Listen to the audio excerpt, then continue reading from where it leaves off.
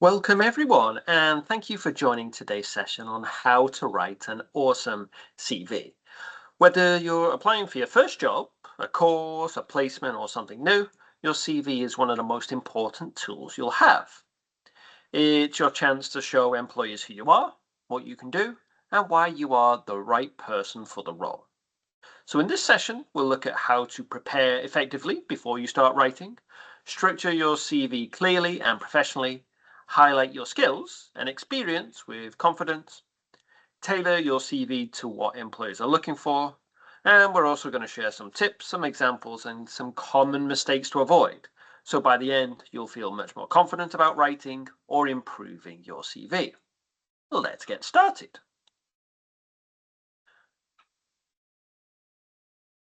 Let's take a quick look at what we'll be covering in today's session. So whether you're brand new to writing CVs or you're just looking to polish yours up, this session will guide you through the key steps. So here is what we're going to explore together. What is a CV? We'll begin with the basics, what a CV actually is, and why it's so important when applying for jobs or further study.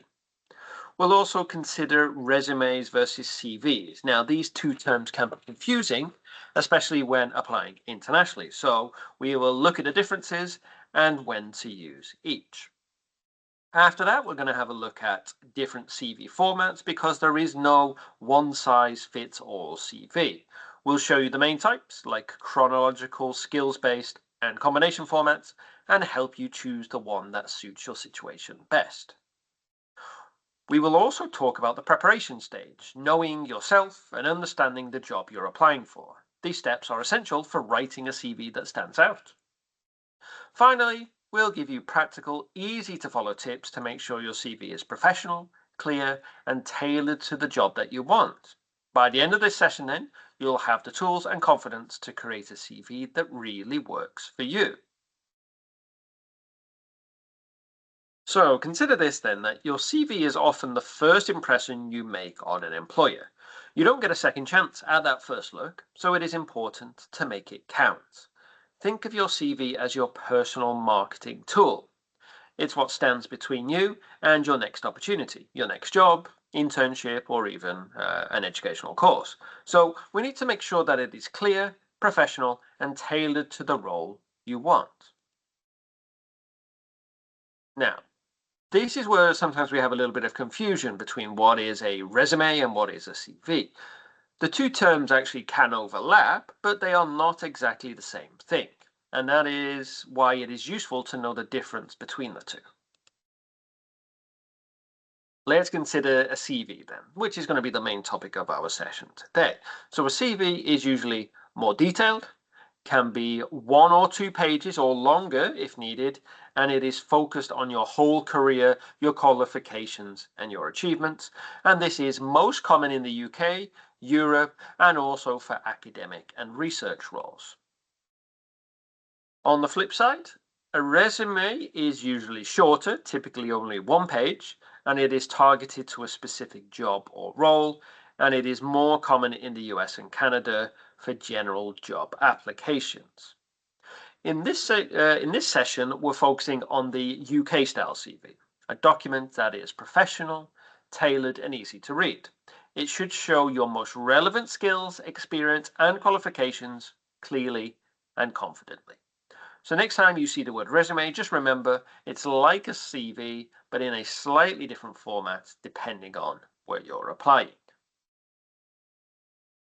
Before you even start writing your CV, it's important to take some time to prepare properly. You're probably asking why. Well, because a good CV isn't just a list of everything you have ever done, it is a strategic document that shows the employer why you are specifically right for the job. So let's consider this question then. What is the average time an employer takes to review an applicant's CV? Hours? What do you think? Well, this is the surprising answer. It is actually somewhere between 15 and 45 seconds. So this is surprising and also slightly scary. So it is less than a minute where they are deciding whether to keep reading or not. And that's it. This is why your CV needs to make a strong first impression and fast. So as you can imagine then, the top section is absolutely crucial.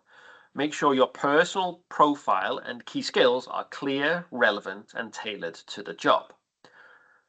If they don't see what they're looking for quickly, they might move on to the next applicant.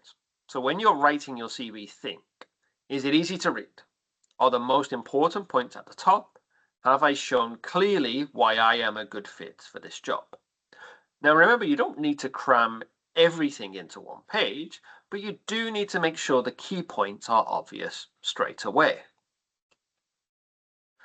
So this is a really important point to keep in mind. HR departments, especially those at large or well-known companies, can receive hundreds or even thousands of CVs every single month. In some cases, this may be over 200 applicants for just one vacancy. This means that your CV isn't just being read in isolation, it is competing with all of those other ones. The people reading your CV might be tired or busy, bored, or they may just be reviewing dozens of applications in a short space of time. So what does this mean for you? Well, your CV needs to stand out quickly. It must be clear, well organized, and possibly most importantly, relevant to the job you're applying for. You can't afford to be vague, generic, or have your CV be cluttered. So the good news is that most CVs are very average. And with the tips we're going to cover today, you can do better than average and increase your chances of getting noticed. So let's talk about some of the most common mistakes people make when writing their CVs, especially when they're new to the process or using an old template. Okay? So first of all, your CV is a professional document, not a personal profile. So here are things that do not need to be included.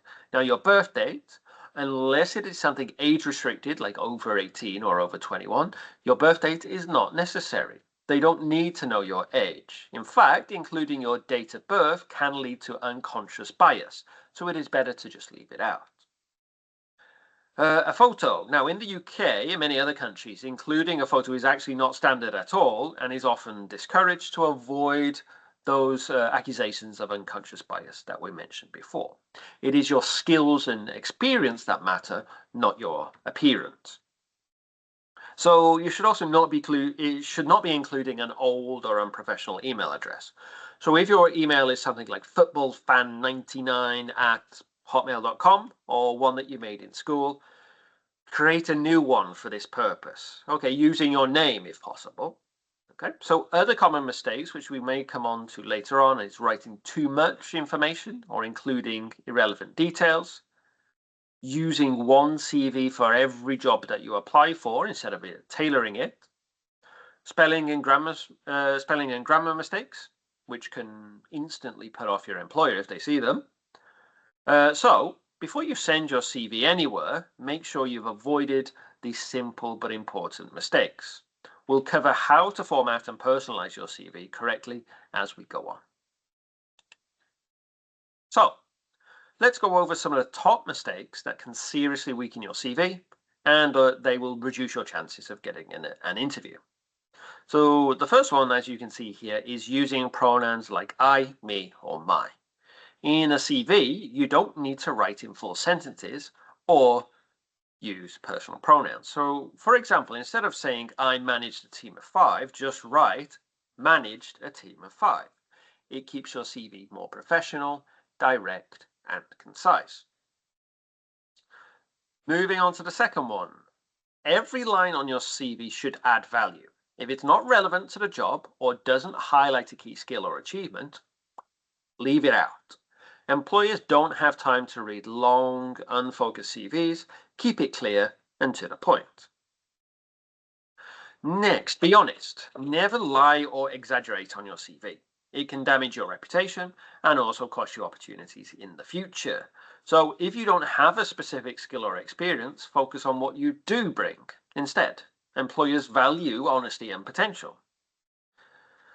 Like we previously mentioned, details like age, marital status, nationality, or a photo are not needed. especially in UK CVs. So they take up more space and you can unintentionally lead to bias against you.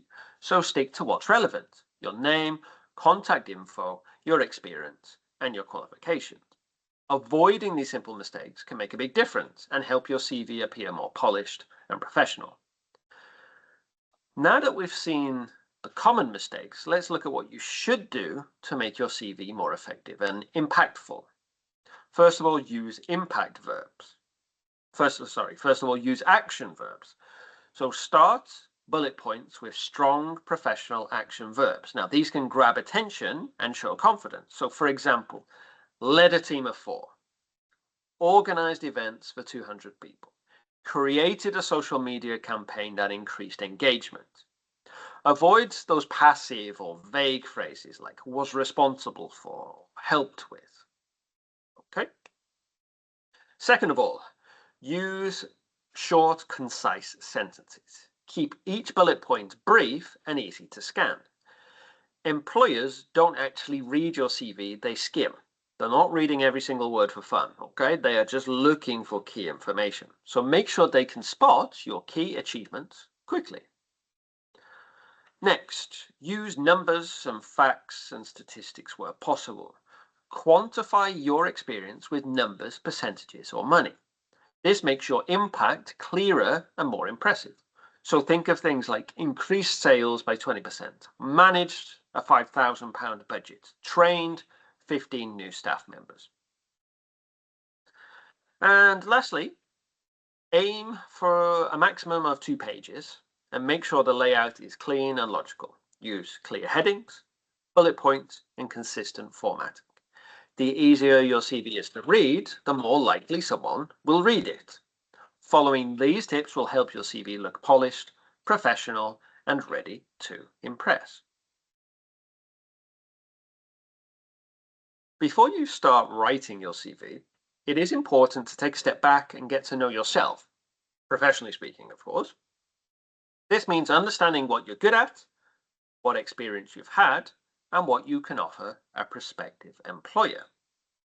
So, identify your strengths. Ask yourself, what are you naturally good at? What do others say you do well? These might be things like communication, organization, problem solving, teamwork. Think about both soft skills and also technical abilities. Knowing your strengths helps you to decide what to highlight in your CV. Next, think about experience. Make a list of any roles you've had, not just paid work, of course. This can also include things like volunteering, internships, school, university projects, and any club or society roles you may have had. Every experience has taught you something. Your job is to work out what and how to present it to those prospective employers. Also consider your achievements. What have you done that has made a difference? Did you improve something? Did you meet a goal? Did you get positive feedback?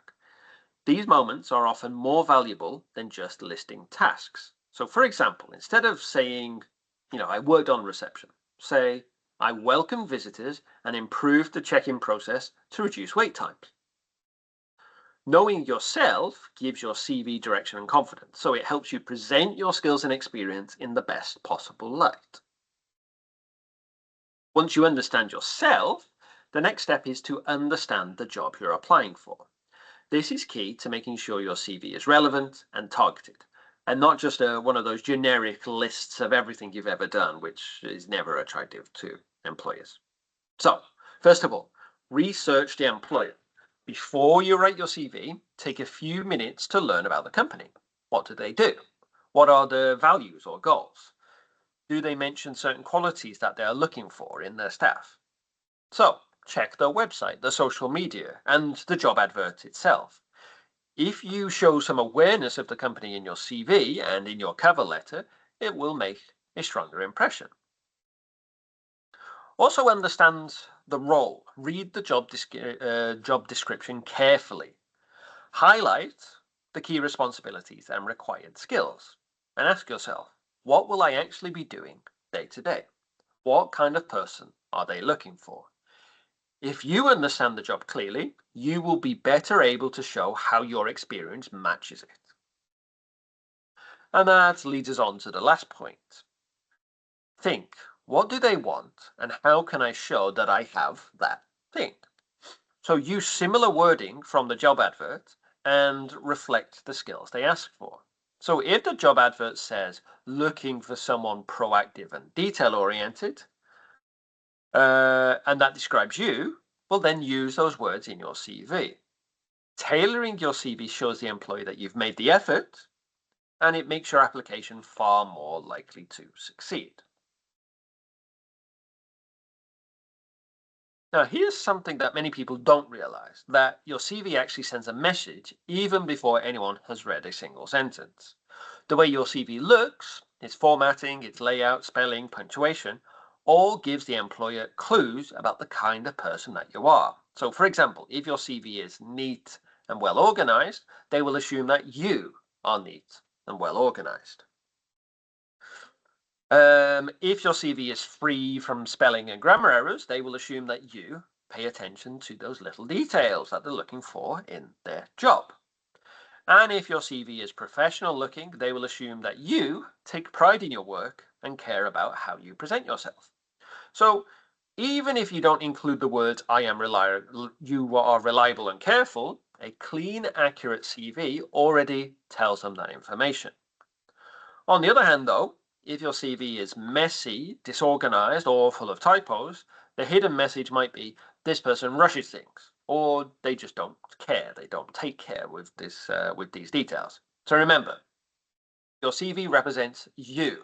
How it looks and how it reads reflects your personality, your work ethic, and your professionalism, whether you realize this or not. When it comes to writing a CV, then, there isn't just one correct format. The best choice depends on your background, your experience, and the type of job that you're applying for. So let's consider the three most common CV formats. The first one is the reverse chronological one. Now, this is the most traditional format and the one most employers expect to see. So you will list your most recent experience first and then work backwards from there. Now, this is great if you have a steady work history in the same field, and this means then that employers can easily see your career progression. But in a different circumstance, you may consider the functional or skills-based CV. Now, this format focuses on what you can do rather than, in the first one, when and where you did it. This one highlights key skills, achievements, and abilities at the top.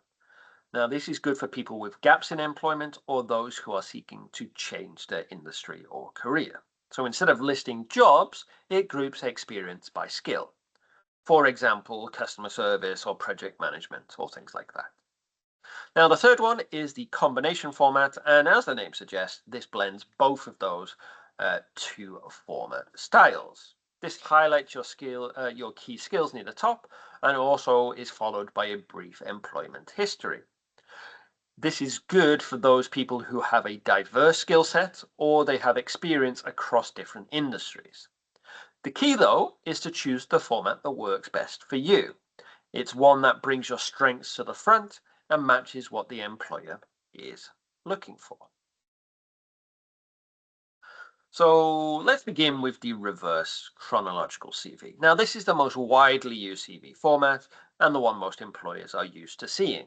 So in a reverse chronological CV, your most recent work experience or education comes first, followed by older roles or qualifications. Now, this format is great because it shows a clear timeline of your experience. Employers can easily see your career progression. It is straightforward and simple to follow. Now, a chronological CV usually includes a brief personal statement at the top. Now, this should be a summary of your key strengths and what kind of role you're looking for.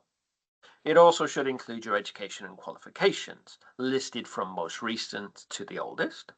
It should have your work history, again, in reverse order, and there are also optional sections like skills, achievements, or interest. Now, this format works best if you have a consistent work history, mostly in the same field. Okay, and this also helps if you're looking to stay in the same industry or career path. Your prospective job, the job you're applying for, is basically in the same area. And it also works best if you do not have large gaps in your employment. So this is the go-to format for most people. It is clear, simple, and employer friendly. But let's have a look at the other ones, the functional and skills-based CV. This type of CV is all about what you can do, not when or where you did it. So it focuses on your skills, your strengths, and your achievements rather than listing your jobs in date order. So this format is ideal if you are an entry-level candidate or a student, or if you have little or no experience, or again, if you are looking to make a career change. So it is more about highlighting the skills that you have already used rather than what industry you did it in. So if you have gaps in your work history as well, this is perfect too. So instead of listing your job titles and companies, the CV groups your experience into skill categories. So for example, you could have communication skills, teamwork, leadership, customer service, and the experience from different jobs can go into the same section. So under each skill heading, you give examples of how you have demonstrated that skill. It could be from education or volunteering or part-time work or even personal projects. So it is important to list your skills in order of relevance or importance to the job. You can still include an education section, and you could also have a basic and brief employment history. And this format can really help you to stand out when you don't have much direct experience, but you do have potential skills or transferable skills an employer could be looking for. So let's move on to the last one, the combination CV, which is exactly what it sounds like, a mix of both the chronological and functional styles. So it starts with a section that highlights your key skills and achievements, just like the functional CV, and then follows up with a reverse chronological work history. Now, this format can work best for you if you are changing careers and want to show how your skills transfer to the new industry. It is also good if you have a varied work history that doesn't follow a traditional path, or if you want to showcase your skills more fully than a typical job listing would allow. It's especially helpful if your job titles don't clearly reflect the range of what you've done. So, for example, if your official title was assistant, but you actually managed events or trained new staff, the combination CV lets you highlight those skills before listing what your job titles actually were. So keep in mind that this format can make your CV a bit longer than normal. So it's important to be selective with what you include, keep it well organized, avoid repeating the same content in both sections, and remember then, a combination CV is a powerful tool when used well. It gives you the chance to really tell your story, especially when your experience doesn't fit into the standard box. So here is a side-by-side comparison of the three main CV formats, which we've just discussed. This table helps you to choose the format that works best for your situation.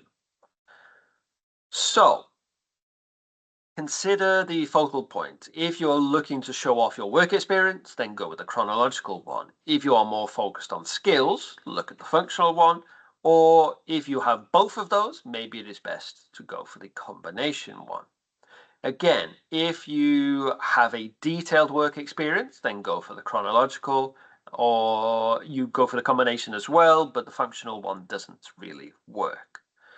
Now, the other parts, if you're trying to talk about your time in each position that you've had, the chronological and the combination works well. The functional really doesn't work well. If you want to highlight your skills, functional and combination CVs work best, and the chronological doesn't really. Again, if you are looking to change your career, the chronological one doesn't really work, whereas you really should be focusing on the functional one. Okay. The chronological CV gives the impression that you are professional and traditional, The functional one gives you the idea that you are creative or non-conventional, and the combination one is a midpoint between professionalism and creativity. The chronological one's main benefit is it shows information that recruiters want to know about your job positions and activities. The functional one displays your key skills needed for the position, and the combination one includes the best features of both formats, the work history, skills, and achievement. Now, they each have their own downsides too. The chronological one, it shows your lack of experience compared to the other formats. For the functional one, recruiters might not actually enjoy this one as it isn't that straightforward about what your previous positions were. Now, the combination one is okay, but it can actually be too much information, and too much information that is redundant is unnecessary. So no format is wrong, it just depends on your goals and your experience. So this comparison can help you decide which layout will help present you in the best possible way. So to wrap up, here are some of my top tips for writing a CV that actually works, the kind that gets read, remembered, and leads to an interview. So avoid vague terms like detail-oriented or hard worker. These are overused, everybody uses them, and they don't really actually say much. So instead, show what you have done. So let's forget about hard worker and include phrases like took on extra responsibilities to meet deadlines during staff shortages. Also, cite examples of how your skills actually helped your team or your employer. Instead of just saying what skills you have, explain the impact of those skills. So, for example, you introduced a new fine system that saved the team 4 hours per week. Make sure that your contact information is easy to find. Your name, email address, and phone number should be right at the top or in an easy to find place. Use a professional email address and make sure it is spelled correctly. Don't make employers hunt for how to reach you. Also, use bullet points. They make your CV more readable and also help your employer scan quickly. Keep each bullet point short and focused, one skill or achievement per line. Use a clean, job-appropriate template. Avoid those overly decorative fonts or colors or graphics unless you're actually applying for something that is creative. So make sure you use a simple, clean layout that helps keep the focus on your content, not on the design. So these small changes can help make a big difference. A clean, clear, confident CV gives you a better chance of standing out and getting the call back. So one of the biggest challenges when writing a CV is knowing what not to include. It can be tempting to list every job you've ever had or every task you've ever done, but being selective is the key. Think of your CV as a marketing document. It's not an autobiography. You don't need to tell your whole life story, just the parts that are relevant to the job you want. So that means cutting out older or unrelated jobs, rewriting your vague statement into impactful statement, removing anything that doesn't serve a clear purpose, and it is also about choosing your words carefully. So instead of saying responsible for customer service, try resolve 95% of customer complaints on first contact. This shows your value, not just your duties. Yes, I understand it is tough to be picky, but the more critical you are, the stronger and sharper your CV will be. So, thank you all so much for for attending today's session on writing a strong CV. I hope you're leaving with some practical ideas and more confidence about how to approach your own CV. Remember, your CV is more than just a list of jobs. It's your chance to tell a clear, focused story about who you are, what you've done, and where you want to go next. If you have any questions or you need a little bit of help with your CV, especially how to write it, the English that is needed for it, or you just want to follow up on something we've talked about today, feel free to email me at kieran.w@esl.ac.uk. I'd be happy to help. So thanks again and good luck with your job applications.